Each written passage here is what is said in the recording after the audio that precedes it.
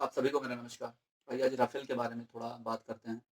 वैसे इस नाम से हम लोग भली-भाँति परिचित हैं। अगर थोड़ा पास्ट में हम जाएँ तो इसको लेके हमारे यहाँ पे काफ़ी ज़्यादा राजनीति हुई है। बीजेपी वर्सेस कांग्रेस में काफ़ी बहस होती रही है। कांग्रेस ने इसे राफ़ेल स्कैम के नाम से भी संबोधित किया है, लेकिन ये पास्ट का टॉपिक रहा है। अगर प्रेज़ेंट टाइम में हम राफ़ेल के बारे में देखें तो ये इंडिया का one of the hottest topic है।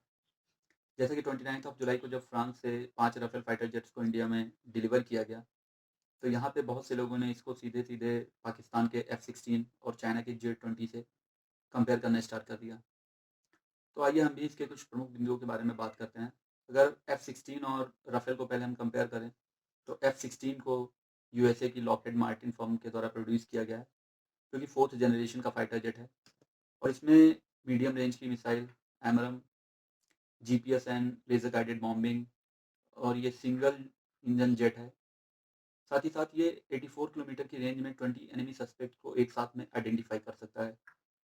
अब इसके कंपैरिजन में अगर हम राफ़ेल को देखते हैं तो राफ़ेल 4.5th जनरेशन का फाइटर जेट है, जिसको फ्रांस की दसाल्ट एविएशन के द्वारा प्रोड्यूस किया गया है। इसमें लॉन्ग रेंज की मिसाइल यूज़ होती है और ये एक साथ में 100 किलोमीटर की रेंज में 40 एनिमी को एक साथ में आइडेंटिफाई कर सकता है। तो अगर हम बात करें F-16 और रफ़ाल की तो कहीं न कहीं रफ़ाल F-16 को लगभग-लगभग सारे पॉइंट्स में पीछे छोड़ता है। लेकिन जब हम J-20 को रफ़ाल से कंपेयर करते हैं तो J-20 जो है वो 5th जनरेशन का फाइटर जेट है और 5th जनरेशन और 4.5th जनरेशन का जो गैप है, इसमें सबसे जो बेस्ट क्वालिटी है J-20 की वो स्टील्थ टेक्नोलॉजी की है। हालाँकि बहुत से स्टडीज़ में बताया गया है कि स्टील्थ टेक्नोलॉजी जो है वो इनविंसिबल है, रडार में कैप्चर नहीं की जा सकती है, लेकिन ऐसा बिल्कुल भी नहीं है।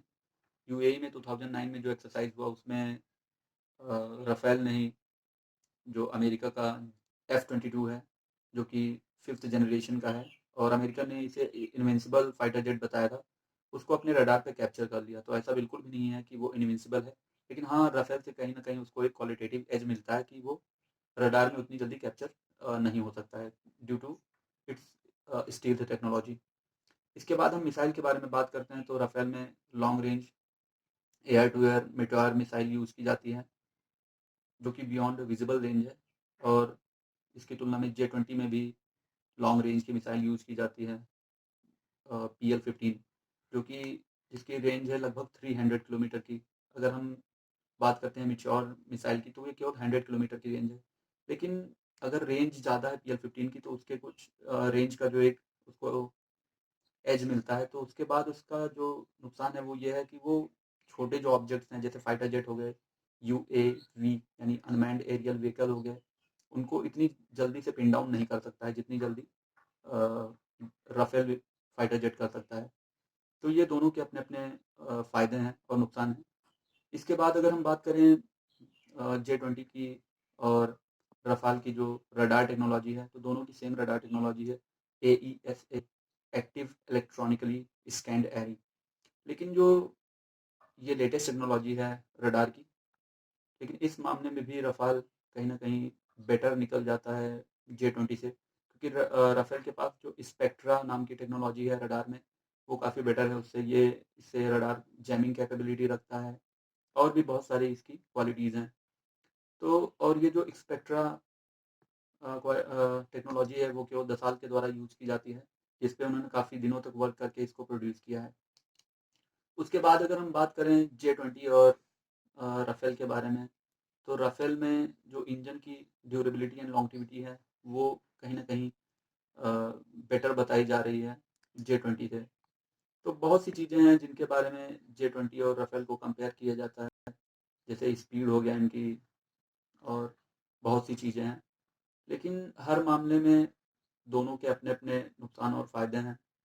राफ़ेल के बारे में अगर बात करें तो इनमें जो एक टेक्नोलॉजी टेक्नोलॉजी है इनकी ओमनी रोल कैपेबिलिटी जिसके कारण राफ़ेल को एक बहुत अच्छा एज मिलता है कि वो एक साथ में कई एक्टिविटीज़ को परफ़ॉर्म कर सकता है, काफ़ी लो एल्टीट्यूड से मिसाइल को फ़ायर कर सकता है और एक बार में कई जो इनके ऑपरेशंस हैं उनको ये कंप्लीट कर सकता है। ऐसा J-20 के मामले में नहीं है। हालाँकि जब J-20 की बात आती है तो चाइना अपने बहुत जो डेटा है उसको उतना ज़्यादा वो ओपन करता नहीं है।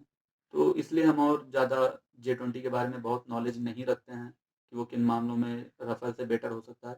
तो जैसा कि राफेल के बारे में बात करें तो दसाल्ट एविएशन के द्वारा इसके जितने भी क्वालिटीज़ हैं उसको ओपन किया गया है। तो इसको देखते हुए ये भी कहा जा सकता है कि चाइना बहुत सी चीज़ें छुपाता है। लेकिन अगर हम बात करें कि J20 और राफेल में किसको कितना एक्सपीरियंस है, तो J20 के मामले में एक्सपीरियंस उसका निल है। उसकी जो भी क्वालिटी है वो केवल रिटेन में है। हालाँकि दूसरी बार जब हम बात करें राफेल की तो उसको काफ़ी ज़्यादा एक्सपीरियंस है कॉम्बैट फील्ड का, जैसे अफ़गानिस्तान, माले, सेंट्रल अफ्रीका, सीरिया। तो एक्सपीरियंस के मामले में राफेल जो है वो J20 से काफ़ी ज़्यादा बेटर हो जाता है। और लास्ट में मैं एक जो मेरा ओपिनियन है मैं यही कहूँगा कि कोई भी फाइटर जेट है वो तब ज़्यादा बेटर होता है जब उसके कॉकपिट में बैठा जो पर्सन है वो कितना ट्रेंड है, उसकी कैपेबिलिटी क्या है और जो प्रेजेंट सिचुएशन है वो उसको कितने बेटर वे में हैंडल करता है। तो ये जो कुछ प्रमुख बिंदु थे उनको मैंने आपके सामने रखा है। तो और आप लोगों की क्या राय है इसके बारे में वो ज़रूर बताइए। अगर आपको ये वीडियो पसंद आता है तो इसको थोड़ा शेयर करिए, चैनल को सब्सक्राइब करिए और अपने वैल्यूएबल कमेंट्स ज़रूर बताइए कि मुझे क्या इम्प्रूव करना चाहिए, साथ ही साथ और किन टॉपिक्स पे मुझे वीडियो बनाना चाहिए। धन्यवाद।